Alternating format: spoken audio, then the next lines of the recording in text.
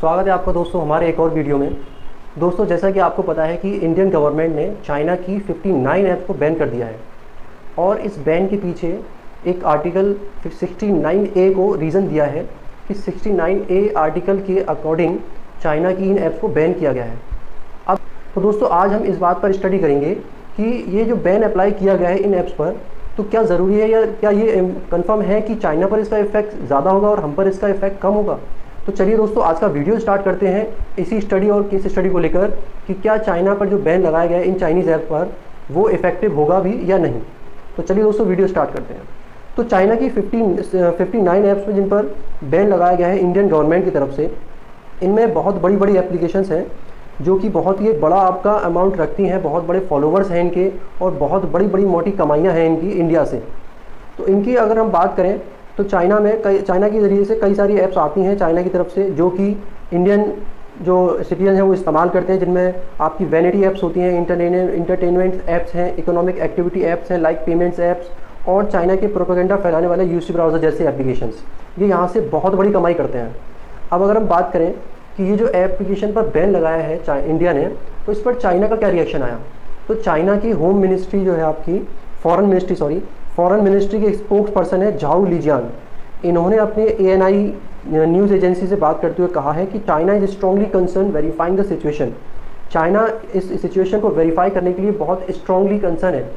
तो इन लोगों का भी जब ये रिएक्शन आया है तो इससे साफ पता चलता है कि चाइना पर भी इसका इफेक्ट पड़ने वाला है।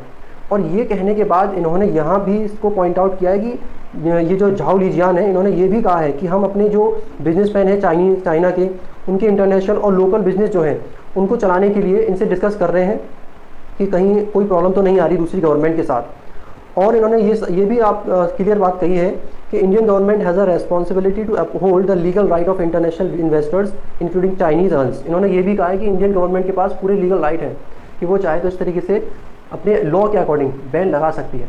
तो अगर हम बात करें कि चाइना की जो ऐप्स हैं मेन ऐप्स जिनकी वजह से इंडिया को भी कमाई होती थी, उन ऐप्स की वजह से इंडियंस पर क्या इफेक्ट पड़ने वाला है।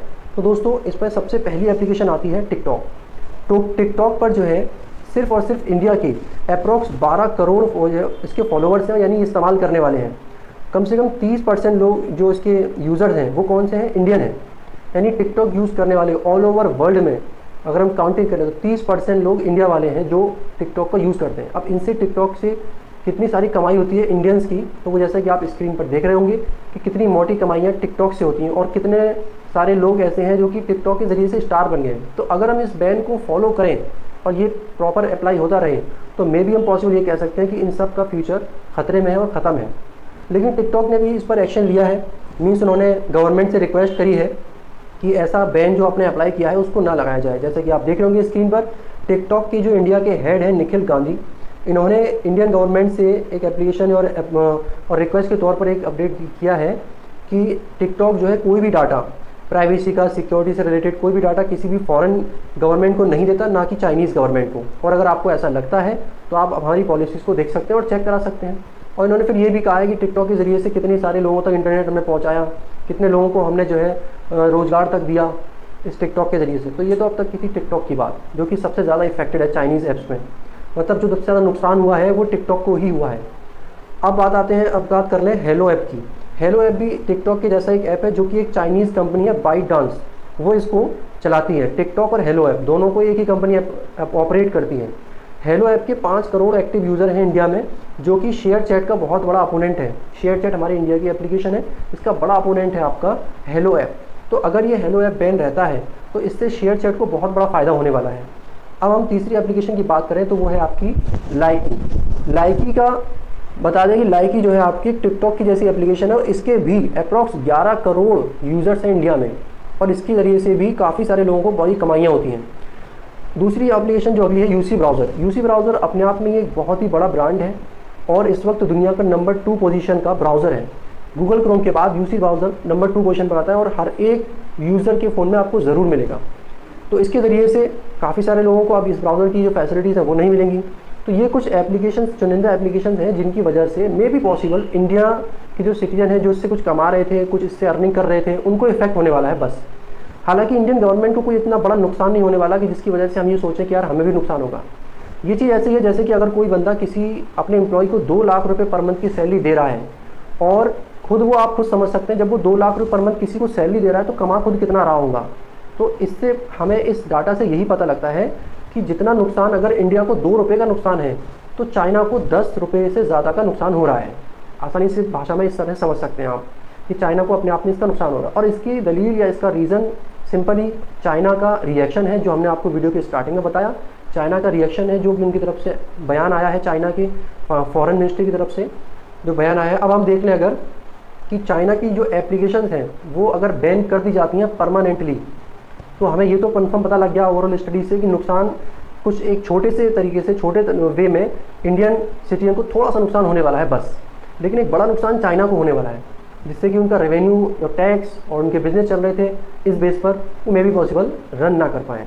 अब अगर हम बात कर लें कि इसमें जो बैन चाइनीज़ ऐप पर लगाया है तो इस पर 2 गुट बन गए हैं इस वक्त। एक का कहना है, एक सपोर्ट में जो है उसका कहना है कि ये बहुत अच्छा स्टेप है, चीज़ें ऐसा ही होनी चाहिए स्मॉल वे पर। तो इसको वो इस तरह से ले रहे हैं कि ये चाइना के अगेंस्ट एक स्मॉल स्टेप है। उसकी जो हरकत हुई है लद्दाख में 20 सैनिक हमारे शहीद हुए हैं, तो इस पर जो है हमारा एक छोटा स्मॉल स्टेप है, जिससे चाइना को एक मैसेज पहुंच रहा है कि इंडियन गवर्नमेंट इतनी आसानी से चीज़ों को करने नहीं देगी जैसा कि चाइना सोच रहा है। अब अगर हम दूसरे पॉइंट पर आ जाएं, दूसरे पार्ट पर आए, तो उनका कहना यह है कि इन एप्लीकेशन से बैन करने से इंडियन गवर्नमेंट सिर्फ ये दिखाना चाहती है कि हम बस काम कर रहे हैं। हालांकि इससे कोई इतना बड़ा फ़र्क नहीं पड़ने वाला। ये एप्लीकेशन को बैन करना ऐसा ही है जैसे कि मेरे किसी से लड़ाई हो जाए और मैंने उसे व्हाट्सएप पे ब्लॉक कर दिया, कोई फ़र्क नहीं पड़ने वाला। दूसरे पार्टी का ये कहना है। तो मे भी पॉसिबल कौन सा है कौन गलत है हमें नहीं पता, लेकिन ये तो आगे फ्यूचर में पता लगेगा कि अब इस स्टेप के बाद अगर चाइना की पॉलिसीज़ में चेंज नहीं आता है तो मे भी पॉसिबल आइंदा से आने वाले टाइम में चाइना को और भी ज़्यादा बाइकट फेस करना पड़े। और बाइकट की शक्ल धीरे धीरे बढ़ती जा रही है। अभी रिपोर्ट आई है कि अब जो है रेस्टोरेंट और टैक्सी ड्राइवर, जो दिल्ली में एक रिपोर्ट आई है, इन्होंने भी मना कर दिया कि चाइनीज़ अगर कोई आएगा तो हम उसे अपनी टैक्सी में नहीं बिठाएंगे, उसे अपने ऑटो ड्राइवर और रेस्टोरेंट में नहीं सर्व करेंगे। तो ये धीरे धीरे स्टेप बढ़ रहे हैं। और जो इम्पोर्ट एक्सपोर्ट की अथॉरिटी है इंडिया में, CIAT, इन्होंने भी कई सारा जो माल चाइना से आ रहा था उस पर बैन लगा दिया है फ़िलहाल के लिए कि अभी हम चाइना का माल नहीं लेंगे, भले हमें महंगा माल लेना पड़े। तो देखते हैं आगे ये बाइकट कितना इफेक्टिव होता है और चाइनीज़ गवर्नमेंट को इसका कितना इस पर इफेक्ट पड़ता है, और वो अपनी पॉलिसीज़ को चेंज करती है या नहीं, या फिर कुछ और हमें देखने को मिलता है। तो दोस्तों इसी इंतज़ार में हम रहेंगे कि अभी आगे क्या होने वाला है, और जब तक जो भी रिपोर्ट आएगी हम आपको सबसे पहले अपने चैनल पर देंगे। उससे पहले मैं चाहूँगा कि आप इस चैनल को सब्सक्राइब कर लीजिए, और वीडियो आपको पसंद आया तो वीडियो को लाइक कीजिए और लोगों तक शेयर कीजिए ताकि और लोगों तक इसकी इन्फॉर्मेशन पहुँचे। तो चलिए दोस्तों, मिलते हैं अगले वीडियो में। तब तक के लिए हंसते रहिए, मुस्कुराते रहिए और कुछ नया सीखते रहिए।